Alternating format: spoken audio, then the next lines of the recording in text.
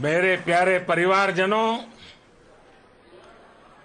जब हम अपनी आंखों के सामने ऐसा इतिहास बनते हुए देखते हैं तो जीवन धन्य हो जाता है।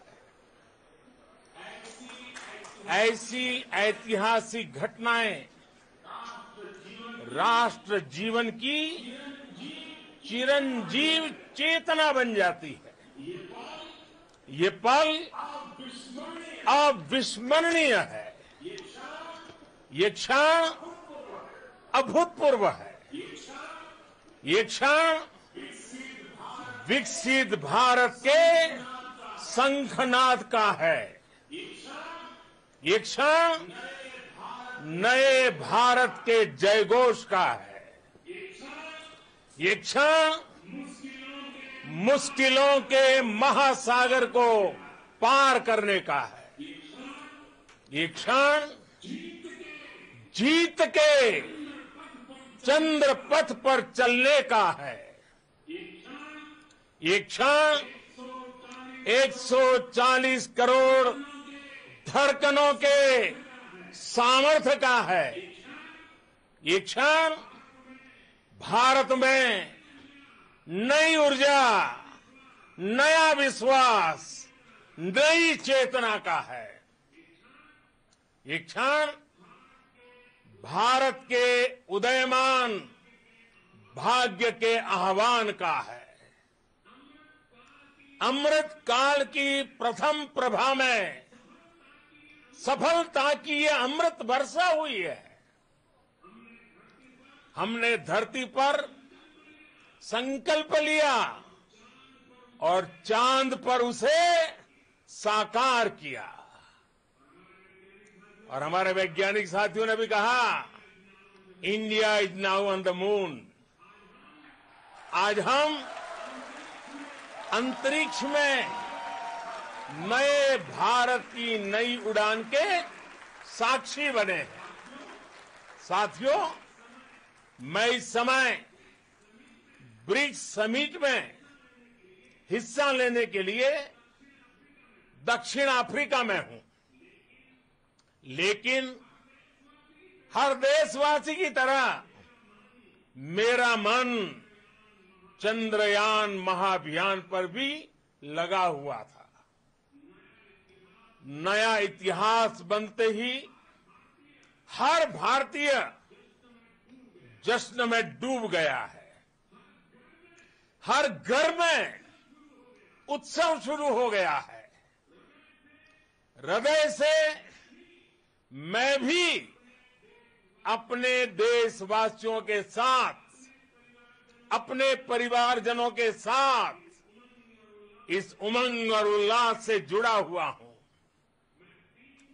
मैं टीम चंद्रयान को, इसरो को और देश के सभी वैज्ञानिकों को जी जान से बहुत बहुत बधाई देता हूं, जिन्होंने इस पल के लिए वर्षों तक इतना परिश्रम किया है।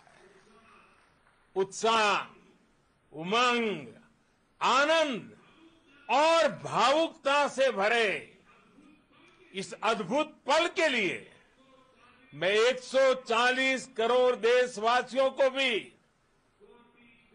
कोटि कोटि बधाइयां देता हूं।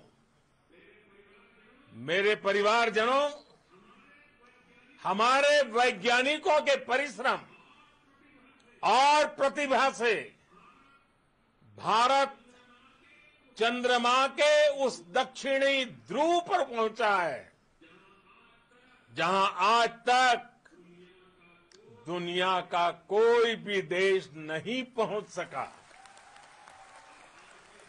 अब आज के बाद से चांद से जुड़े मिथक बदल जाएंगे, कथानक भी बदल जाएंगे और नई पीढ़ी के लिए कहावतें भी बदल जाएगी। भारत में तो हम सभी लोग धरती को मां कहते हैं। और चांद को मामा बुलाते हैं। कभी कहा जाता था चंदा मामा बहुत दूर के हैं, चंदा मामा बहुत दूर के हैं। अब एक दिन वो भी आएगा जब बच्चे कहा करेंगे चंदा मामा बस एक टूर के हैं। Friends, on this joyous occasion, I would like to address all the people of the world, the people of every country and region. India's successful moon mission is not just India's alone.